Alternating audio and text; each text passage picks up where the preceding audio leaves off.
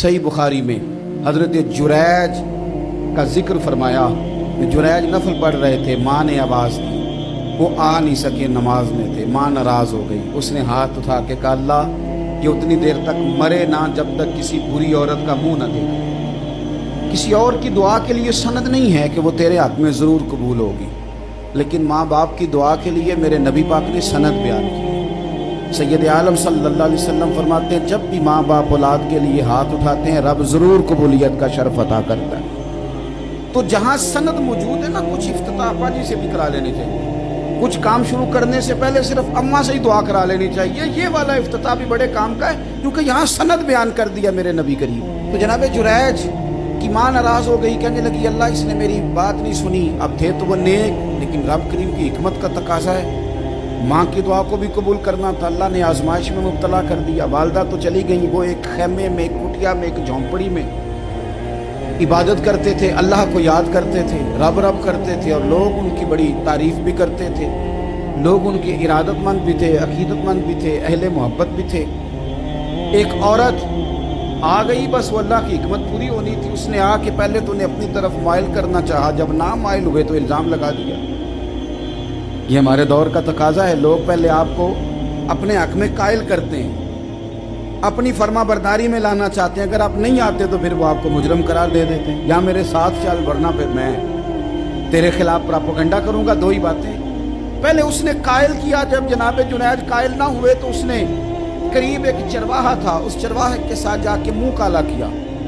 मुकर्रर वक्त पे बच्चा पैदा हो गया। लोगों ने कहा किसका है? कहने लगी इस खानकाह में, इस हुजरे में इबादत करने वाले का है।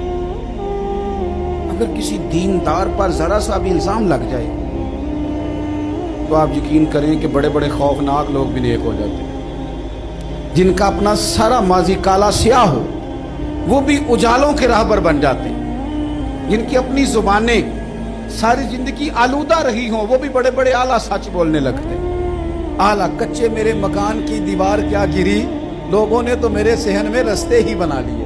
बड़े लोग आ जाते हैं, फिर बड़ा कुछ करते हैं और बड़े बड़े खौफनाक जुमले कसते हैं। बस को नुक्ता जो हाथ आ गया, ऐसा जैसे गिरने का इंतजार कर रहे थे।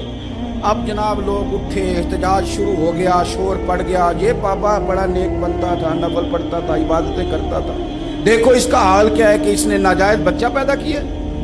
बगैर तहकीक के मैं कह चुका हूं कि उलझे उलझे बिखरे बिखरे रोज शब देखेगा कौन, लोग तेरा जुर्म देखेंगे सबब देखेगा कौन। लोग तेरा जुर्म देखेंगे सबब, कोई गौर नहीं करता कि वजह क्या थी। ओ भाई कुछ तो मजबूरियां रही होंगी, यूं ही कोई बेवफा नहीं होता। इल्ज़ाम लगा दिया, शोर हुआ, एहतजाज हुआ, दुनिया इकट्ठी हुई, उनका उन्होंने उजरा गिरा दिया, मारा भी, पीटा भी, एक नेक आदमी को बदनाम भी किया, बुरा भला भी कहा, गालियां भी दी, जो कर सकते थे किया।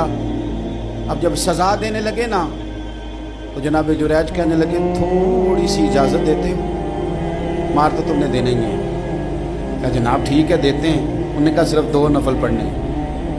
अब वो नफल पढ़ रहे थे तो लोग उस वक्त भी कह रहे थे फराड ही कर रहा है, धोखा ही दे रहा है। चूंकि ज़ेन बन गया ना, बदगुमानी आ गई।